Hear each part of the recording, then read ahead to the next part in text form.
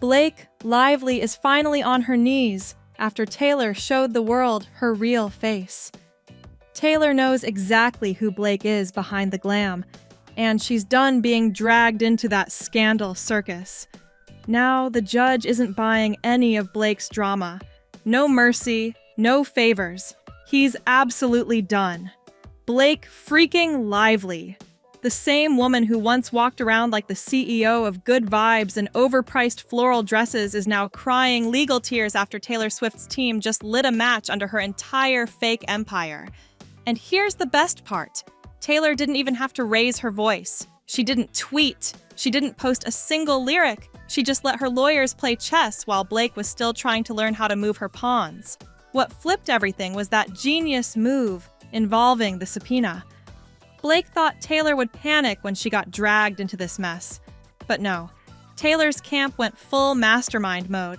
They allowed the subpoena to go public, so all the gossip blogs would freak out, and then they moved to get it dismissed. And in doing that, they exposed every slimy, manipulative thing Blake had tried to pull over the last decade. That subpoena? It wasn't to force Taylor to testify. It was bait. Blake took it. She choked on it. But let's not skip over Valentine's Day. While you were buying cheap chocolate, Scott Swift was on the phone with Brian Friedman, the man currently body-slamming Blake's legal team without breaking a sweat. He told Brian that Blake had tried to coerce Taylor into deleting evidence. Yes, deleting. As in, let's wipe out the digital footprints of my trash behavior so I can keep looking like America's Pinterest princess. Scott didn't go to Instagram. He didn't make a shady post. He made one quiet, deadly call, and the rest is courtroom chaos. And the public? We didn't hear Taylor's voice, but we read a sworn legal statement that buried Blake deeper than her last flop movie.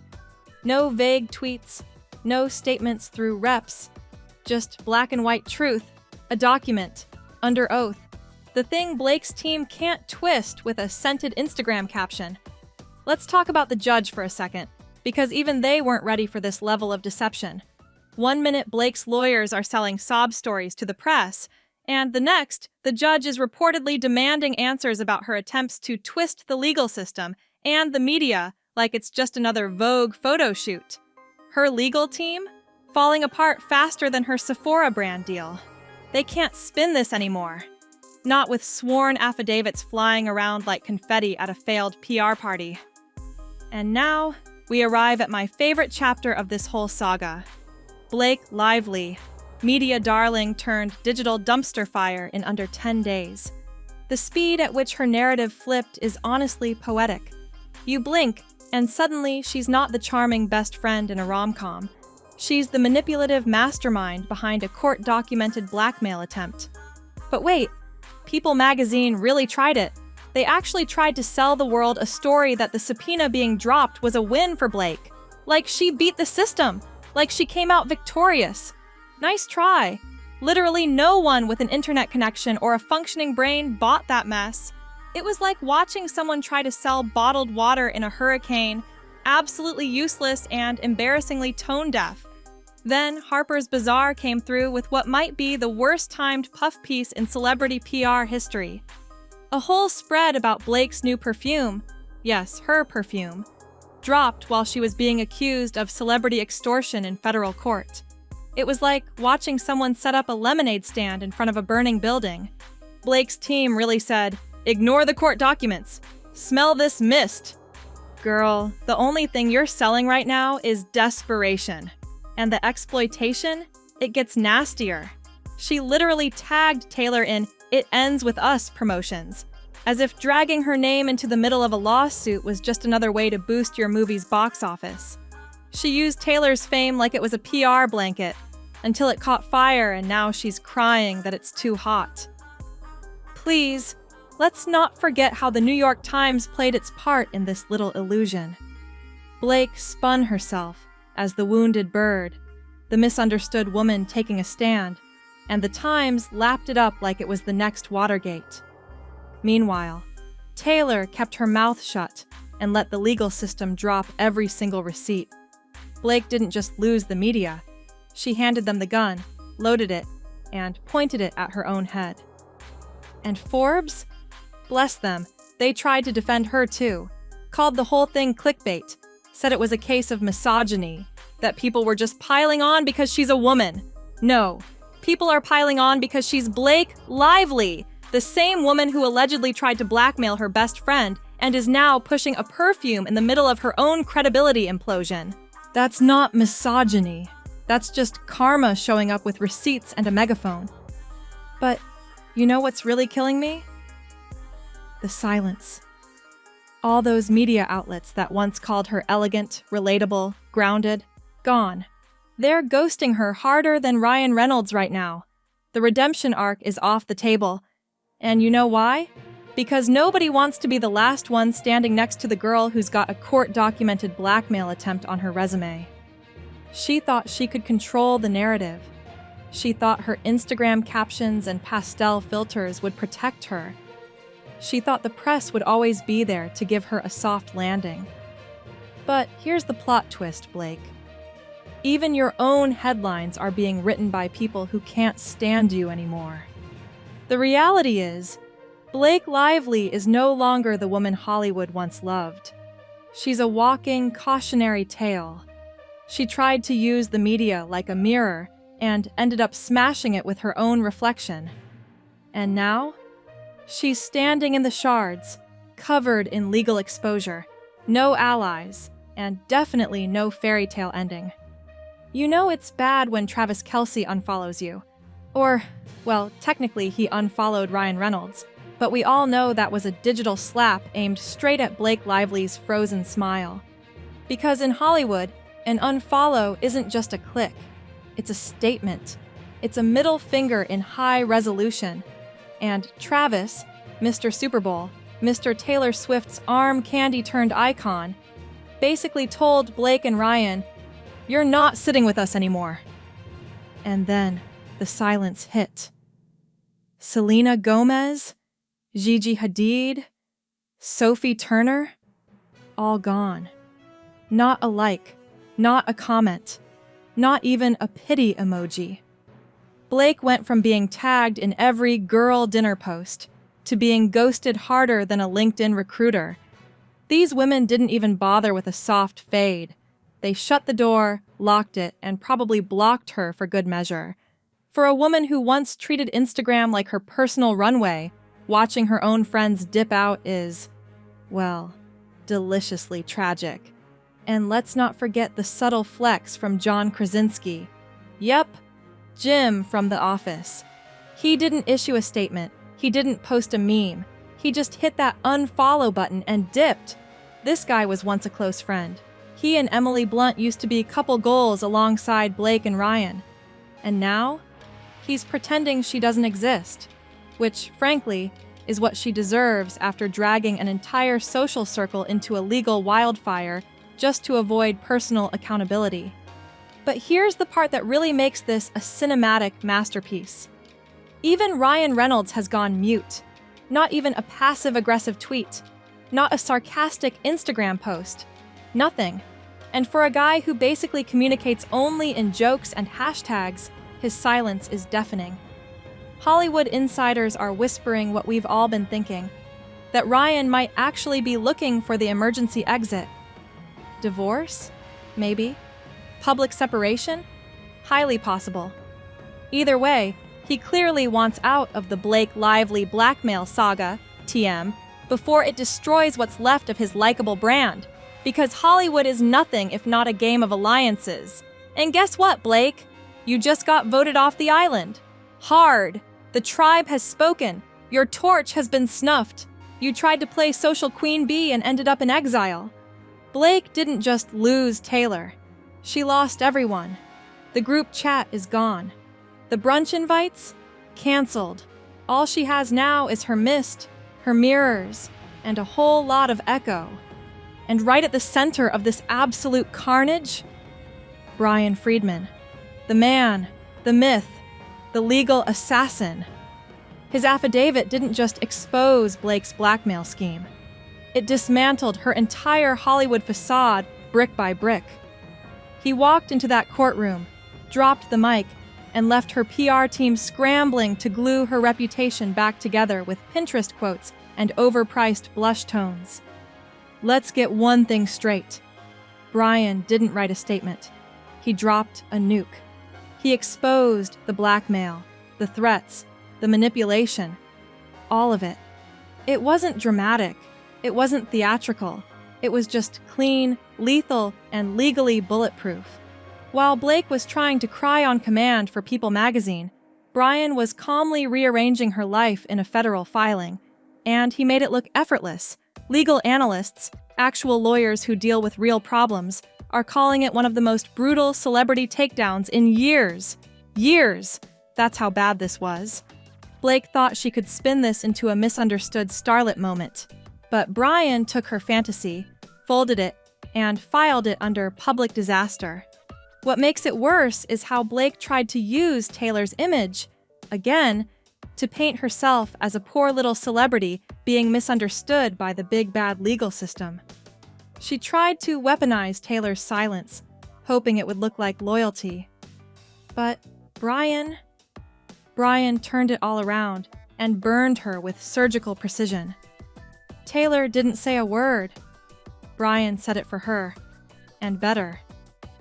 And rumor has it he's just getting started. More affidavits are apparently lined up. This is just phase 1. So while Blake's team is still recovering from round 1, Brian's already lacing up for round 2. It's like watching someone try to sprint through a minefield in high heels, while Brian calmly points out where every explosive is buried. Good luck, sweetheart. Now let's talk about the rotten core of this whole thing. Blake's extortion game. She didn't just ask Taylor for support. She demanded it. But she wrapped it up in fake tears and emotional manipulation. Behind the scenes, she was allegedly telling Taylor to delete their private texts, the same messages she threatened to leak if Taylor didn't publicly back her. That's not friendship. That's hostage negotiation with emojis. Insiders are calling it exactly what it is: legal sabotage by influence. Blake wasn't asking for help. She was issuing ultimatums. Support me or I'll ruin you. Smile for the camera or I'll leak 10 years of tea. Taylor didn't take the bait. She didn't even blink. Her team let Blake push too far, too fast. And then they let her trip over her own ego. And who was there to break the silence? Not Taylor, not her publicist. It was Scott Swift, the dad, the OG. He made one call. That's it.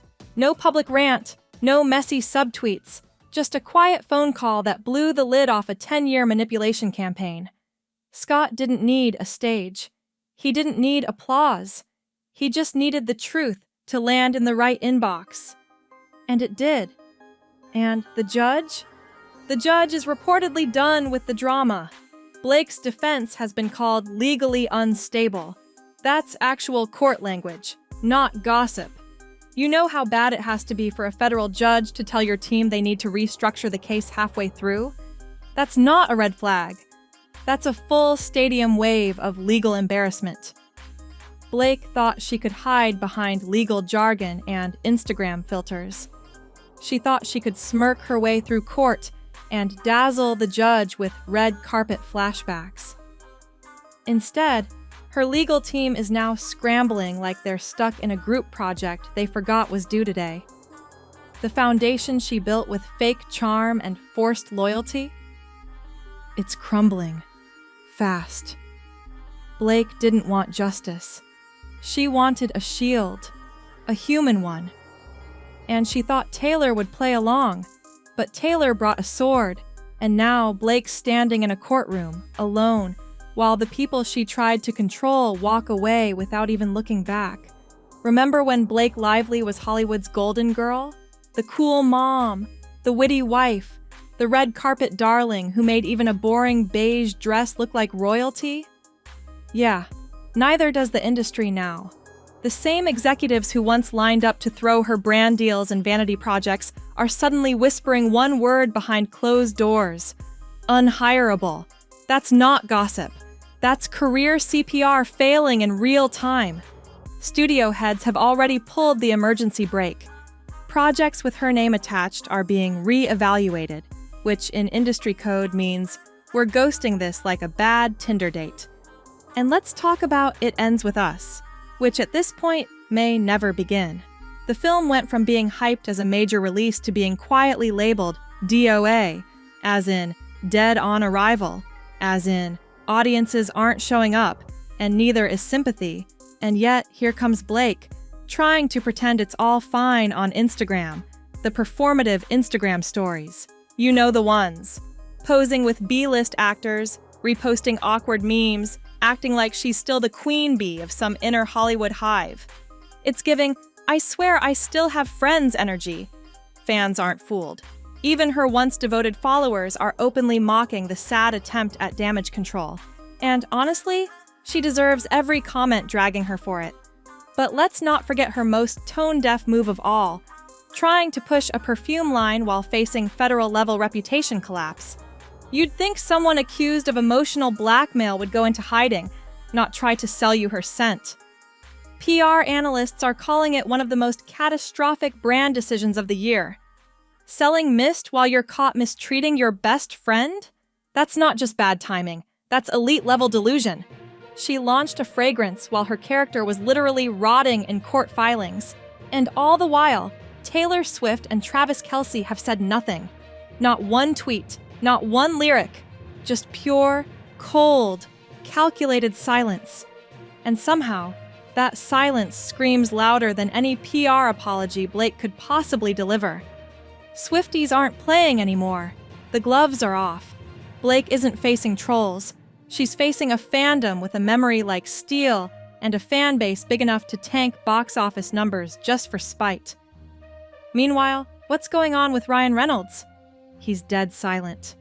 The man who made his career being the funniest guy in every room is now hiding like a man trapped in an avalanche of cringe.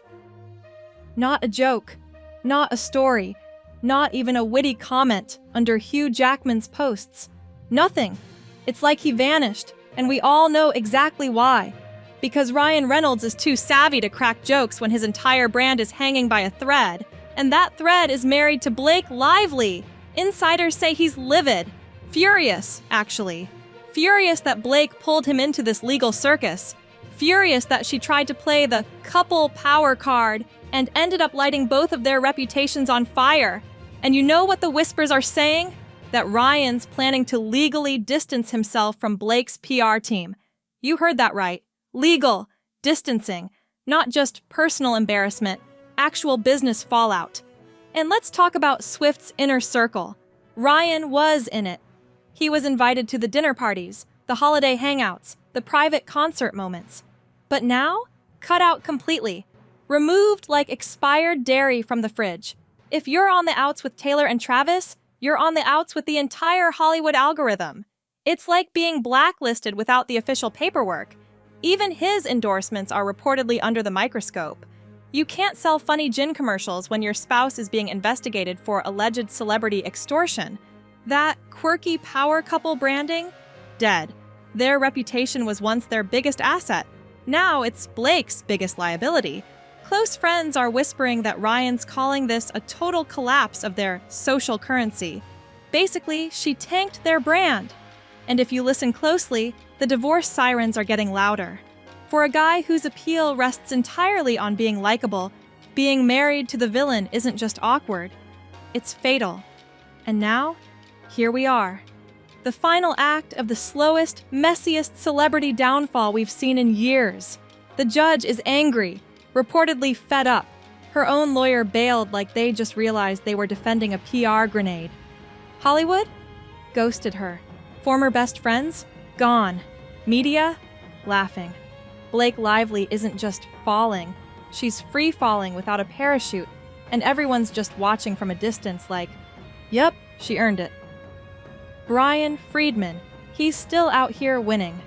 His legal strategy didn't just expose Blake's manipulation, it eviscerated her image. And Taylor Swift? Never said a word. Didn't have to. She played chess while Blake was playing checkers with a blindfold on. Taylor's team let Blake implode in real time, And now the only people talking about Blake are PR interns running damage control on expired perfume promos. Let's not forget Justin Baldoni. He hasn't forgiven anything. This wasn't just a courtroom fight for him. This was a full-blown PR war waged by Blake, who tried to flip the narrative by weaponizing Taylor's fame.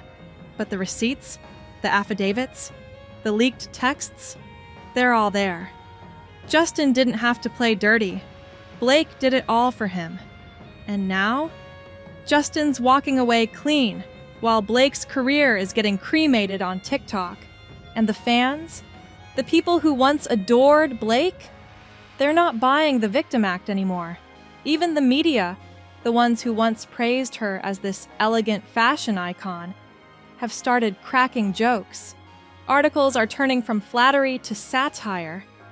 Headlines that once read Hollywood's sweetheart now say things like, "Is Blake Lively's career over?" And honestly, they're not wrong. As for Ryan, he's probably standing by the exit with one hand on the door and the other on a lawyer's number. If he's smart, and we know he is, he's figuring out how to save what's left of his brand before Blake drags him any deeper. Because at this point, staying tied to her isn't loyalty. It's career suicide. This isn't just a little celebrity scandal. This is Blake Lively's full-blown implosion. The downfall isn't coming. It's already here. And it's not just messy. It's beautifully deserved. Blake Lively's done, and no one's coming to help her now. Like, subscribe and turn on the bell. More drama's on the way.